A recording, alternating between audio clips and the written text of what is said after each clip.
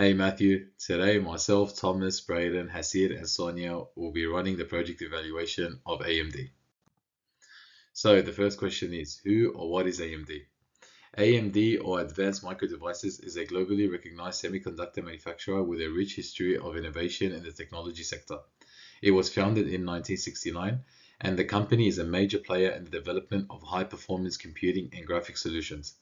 AMD's most notable contribution lie in its pioneering work on microprocessors, which has powered a vast array of personal computers and data center services. Additionally, AMD is known for its Radeon graphics processing units, which have found applications in everything from gaming to professional graphics workstations. Over the years, AMD has consistently pushed the boundaries of technology, competing with industry giants like Intel and introducing innovative products to the market. Their commitment to delivering cutting-edge solutions have cemented their position as a key player in the semiconductor industry. AMD continues to shape the future of technology with its dedication to performance and innovation. So, the project description. When approaching this project as a group, we've done two alternatives. Alternative A, which consisted on AMD reusing their old chips and improving on them, which means updating the software to the latest technology at a low cost, reducing heat production, and developing the chip to produce more energy. Taking this alternative is good for people as it is affordable and to their expectations. Another approach, as a team we took, was alternative B, which was not investing into updating or researching on improving the chip rather than just making a brand new CPU, which will have new features, new technology, and it processes faster. This will outshine AMD as a company in the next 5 years. So, these two alternatives will be discussed in detail by my colleagues, explaining what approach we took as a team and why was that approach taken. Thank you. Assumptions alternative A, we have few different assumptions that we would like to add in, starting off with the capital cost being at $3,000. And then we have operating costs, maintenance costs, benefits, salvage value, discount rates, project life, project debt, and debt interest. So with project life, it's about 10 years for the initial startup. And then we have a discount rate of 20% along with the debt interest of 20% as a project wide. Along with that, we also do look into maintenance costs. So looking at all the different equipment and replacement, safety, etc., we're looking at $150 million. With the benefits, that is mainly the cash inflow, we're looking at about $1,500 million. And for alternative B, same as alternative A, we do have capital costs, operating costs, maintenance costs, and benefits. So that would be mainly your cash inflow. So again, with the debt interest, we do have it as 20% as a project wide. With the project debt, it is more of a $42 million, just because it's the total company debt and project capital debt. Along with that discount rate, we are looking at a 35% depreciation of the value of chips. Just because for this instance, we're looking at the different elements that's included. And most of our source for data set is taken from Intel's Q2 2023 earnings. Thank you. These are the costs for Alternative A and B. First are the capital costs for each. Alternative A requires a $3 billion capital cost due to extensive research required, the construction of a new plant, and chip testing. Alternative B has a $500 million capital cost, which is less than Alternative A as it only finances the expansion of the current facility to handle increased production. The annual operating cost for Alternative A is $50 million more than Alternative B. This is because Alternative A requires more technologically advanced machinery than Alternative B. The maintenance costs for Alternative B are significantly higher, as the expanded manufacturing processes would require a higher volume of labour and equipment repairs and maintenance. I'll now cover the benefits for Alternative A and B. Alternative A produces significantly more revenue than Alternative B at an assumed $500 million more. This is due to the technologically superior product that would be produced in Alternative A, providing more sales than the less advanced but more available chip in an Alternative B. I've included the lifespans for each of these projects on this slide for clarity. We project alternative A to last twice as long as alternative B, as the staying power of the more advanced chip produced in alternative A would be significantly greater than the older but more available chip produced in alternative B. These projects would lead to $30 million and $25 million salvage values respectively at the end of their lifetime due to the relative value of the equipment at that time. This is the abbreviated cash flow for alternative A. The operating and maintenance costs have been combined to $550 million. The depreciation of the capital cost of $3 billion has been included, and its effects can be seen on the net cash flow of the project. The net present value indicator has also been included to show alternative A becomes profitable during its 6th year. This is the abbreviated cash flow for alternative B.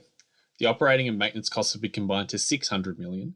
The depreciation of the capital cost of $500 million has been included, and its effects can be seen on the net cash flow of the project. The net present value indicator has been included to show alternative A becomes profitable during its 3rd year. Viability indicators. For payback period, the payback period is the time needed to recover an initial investment or project cost, making it a valuable financial metric. In this context, alternative A has a payback period of 3.58 years, while alternate B has a significantly shorter payback period of 1.51 years. Choosing a shorter payback period is more advantageous as it allows for faster recovery of the initial investment. Alternative B allows for a quicker recovery of the initial investment, making it the more attractive choice aligned with the principle of the time value of money. Now, the net present value. A project's net present value serves as a valuable indicator of profitability. Considering the fundamental concept of time value of money, our analysis yields an NPV of $935 million for alternative A, in contrast to the lower NPV of $593 million for alternative B.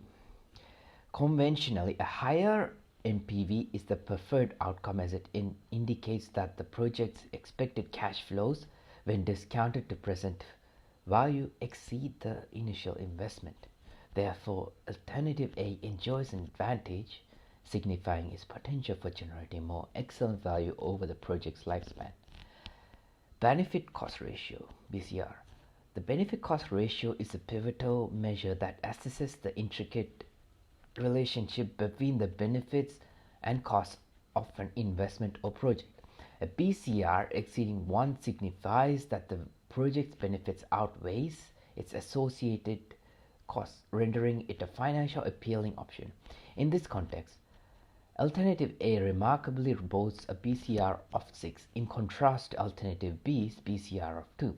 The clear superiority of alternative A in this metric underscores its ability to deliver a superior return on investment for every dollar invested. The higher BCR associated with alternative A reflects its efficiency in resource utilization, crucial aspect of the financial decision making. The internal rate of return. The IRR serves as a pivotal determinant, representing the discount rate at which the net present value of a project is rendered zero. A higher IRR generally implies a more attractive investment option, signifying a superior rate of return on the initial investment. In our analysis, alternative A demonstrates an IRR of 23%, while alternative B impressively exhibits a higher IRR of 59%.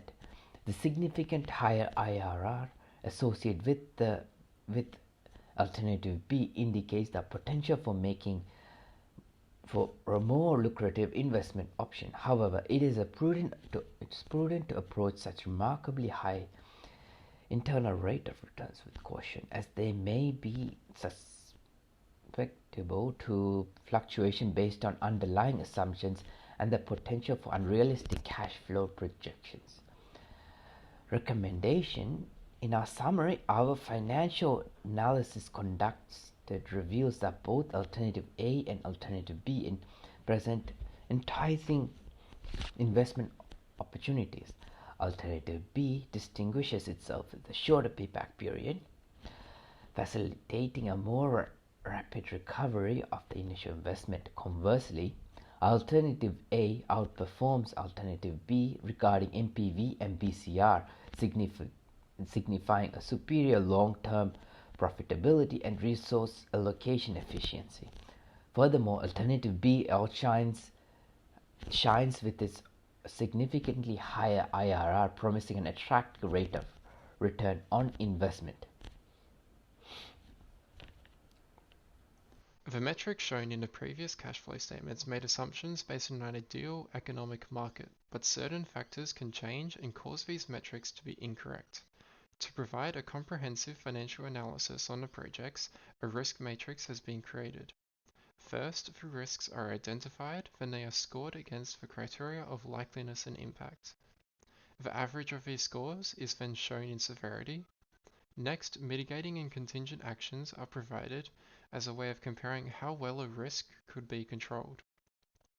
The key risk that is specific to Alternative A is the price competitiveness, as the new CPU designs with a higher pricing might have a negative effect on their market acceptance.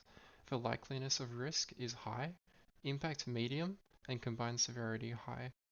The mitigating action is to optimize manufacturing and supply chain for cost reduction, and contingent action is to use cost-effective marketing to address price competitiveness. For Alternative B, a major risk includes obsolescence and components.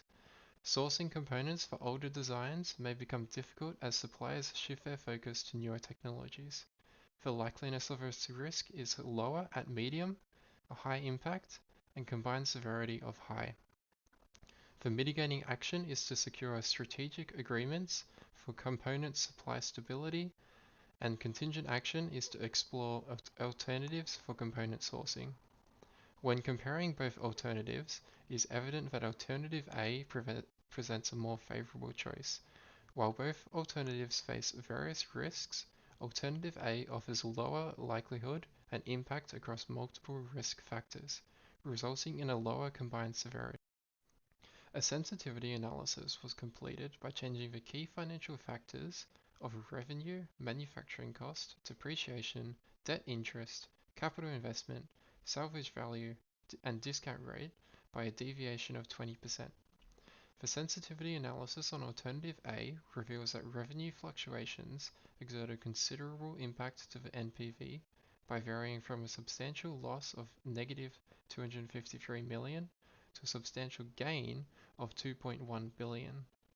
Manufacturing cost and discount rate have a moderate effect, and the other factors have minor impact. For Alternative B, revenue fluctuations also exert a considerable impact to the NPV by varying from a substantial loss of $64 million to a substantial gain of $1.1 billion. Compared to Alternative A, discount rate fluctuations have a lower impact due to the overall lower NPV in Alternative B.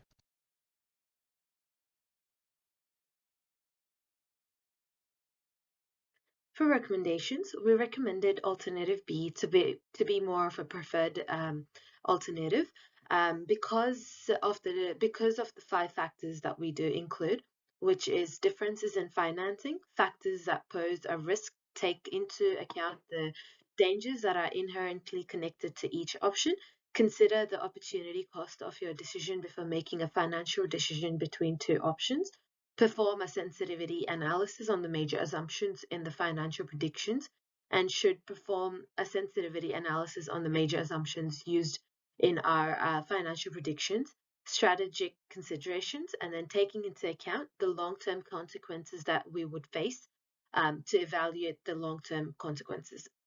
So in this order, we see that Alternative A is increasing from $0 to $2,000 million, and Alternative B is falling from $900 to $300 million. Thank you.